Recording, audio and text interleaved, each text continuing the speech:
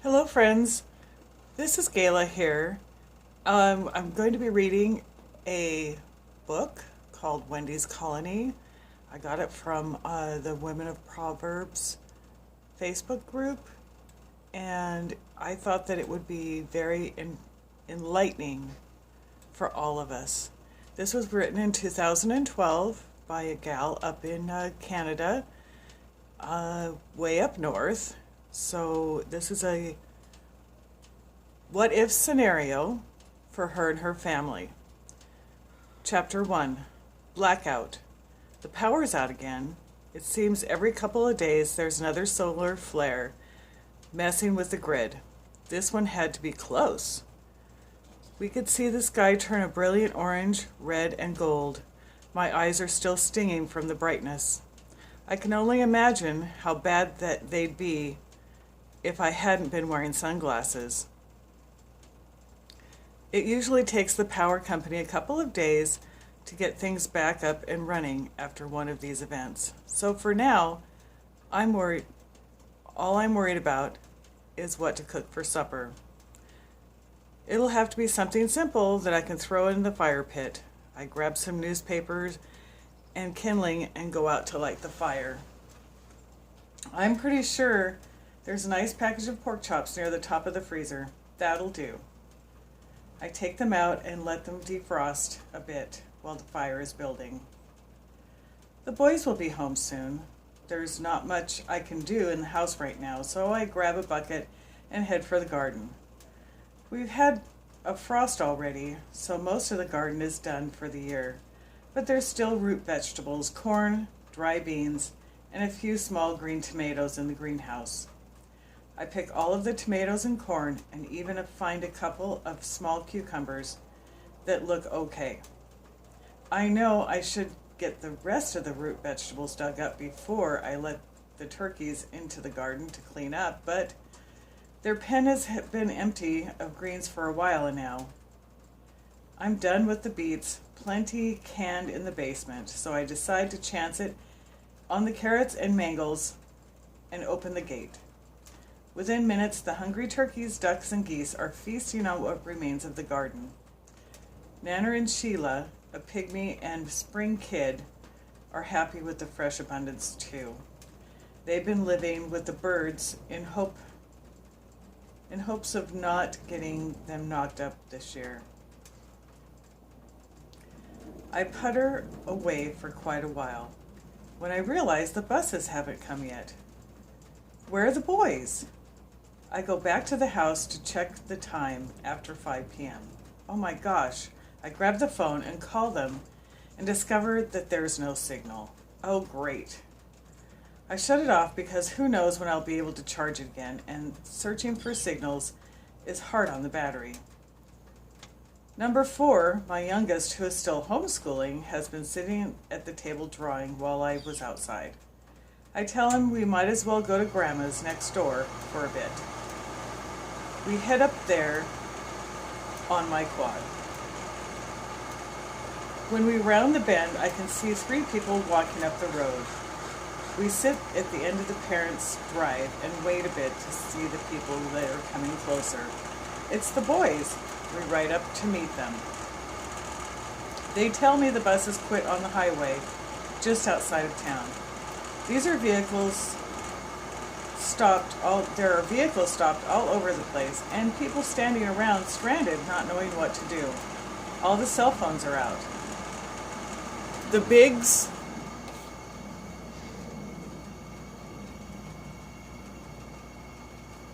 talked their bus driver into letting them walk home, and since she didn't even have a radio to call for help, and it didn't look like anyone's going to be moving around for a while, number 3's bus was further up the road, and they talked his driver, who said he couldn't let any of the kids off without parental consent. They argued with him for a bit until number 3 jumped off the bus and started running up the road. Then they said, "Yeah, see ya," and started walking. Sometimes it's good to have bad kids. Laugh out loud. We all stop at Grandma and Grandpa's. Grandpa tries to start his truck when We tell him about the cars on the highway, but it's no go. Since my quad's running, it looks like this is a computer issue. We were warned this might happen. They're fine otherwise, cooking supper on the grill and playing cards before bed. The boys and I head back to our place. Husband is probably stranded in the city. It's about an hour car ride on a good day, so I figure he'll probably sleep in the car at work tonight.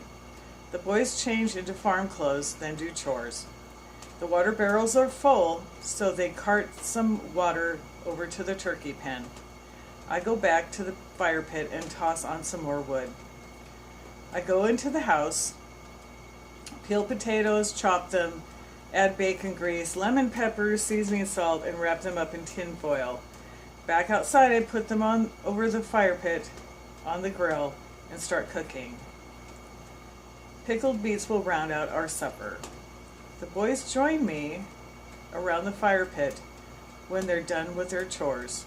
We talk while supper cooks and then take it into the house to eat. I leave the dishes and deal with them tomorrow. Hopefully the power will be back on and we'll have water. The boys play cards by candlelight and take a candle to my room to read until I'm ready to go to sleep. Day 2, Chapter 2. The power is still out. I woke up this morning. The bathroom sinks and the toilets need to be flushed. It's hunting season. I stumble in the dark and gather my things for the moose hunt. Everyone else is still sleeping, except maybe my husband, who hasn't made it home yet. I turn on my phone to see if there's service, but there's no luck. I shut it back off. With my guns in my pack, I head out the door. Smitty, our dog, meets me at the quad. He's my hunting buddy. We head off into the woods. We're almost at my chosen moose spot when I spot a partridge. If I shoot it, I will frighten off any moose that are heading in my direction. The temptation is too much to resist, though. It's been a busy fall, and I've only been out bird hunting twice. I shoot the bird, clean it, take the breast and legs, and Smitty gets the rest for breakfast. We head further up the road and spot another 2 birds. He doesn't finish his share of them, so I toss them back into the back of the quad for the dogs at home. A bit deeper into the bush and I've disturbed 2 other hunters. It's getting bright and it's going to be harder to find a quiet spot for the moose. The idea is to get in quietly in the morning and hunker down before they head to their resting places. They sleep through the day. I decided I might as well just take the birds and make it a bird day. I let the other hunters get a bit ahead of me. If they disturb any birds, I want them to settle back again when I go by. We're out riding for a couple hours, and I get my limit of 5 birds and head home. I run into my brother and sister-in-law on the way back. They're up for the week visiting moose hunting. They have a camp set up on the edge of my property. They're on their way out for birds. I get home and toss the remains of the birds to all the other dogs, then take the meat and my stuff into the house. I'm cleaning the birds without running water, and it's a pain. Luckily, I have pop bottles full of water stored in the basement for times like this. Still, it's not the same as turning on the tap. I put the birds in the freezer. They won't freeze with the power off, but they should keep for a couple of days. The boys are up when I get back, and they've already done chores. They brought water from the rain barrel to flush the toilet and put away the clean dishes. They made sandwiches for breakfast since the toaster wasn't working. Sometimes kids say the funniest things. Yesterday's laundry still needs to be hung on the clothesline, and I sent number 4 to do that.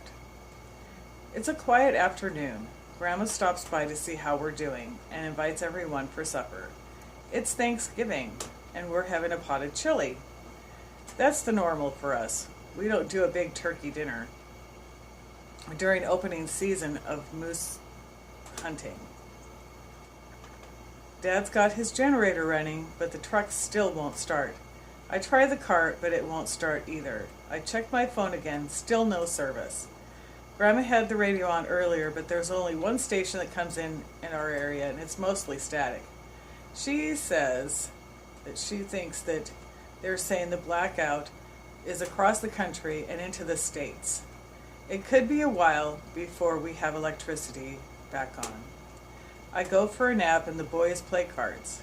Number 3 is getting rowdy from computer withdrawal. He's such an addict. When I get back up to tidy the kitchen, the dishes are stacking up. I don't know if there's enough water in the rain barrels for another day of chores and toilet, as well as for washing dishes. I don't want to use the bottled water from the basement. We might need it for drinking.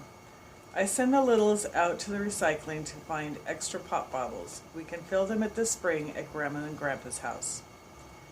We head over shortly afterwards and fill pop bottles up before supper. Brother and sister-in-law need water too, so I give them a couple of bottles. We have a nice meal together and play cards for a while. I check my phone again. Still nothing. I have no idea where my husband is or how he's doing. I can't imagine that there'd be any restaurants open or with no power. And if the car won't run, he's got to be getting frustrated. Back at home, I read until bed, and the boys mostly content with their cards, although they're starting to get loud and whiny and cranky at each other. If the power's still out tomorrow, I'll have to find something more constructive for them to put their energies into. I'm going to stop there, and we'll do day 3 tomorrow. But in this scenario, we have a solar flare that has taken out all the power grid. An electromagnetic pulse could take out your car, your power grid, to where you're down to nothing as far as the grid goes. In this story, we will find how this family and their extended family survives without all of the luxuries of modern living. I hope you'll tune in tomorrow and find out what happens next. Thanks for watching and have a great day.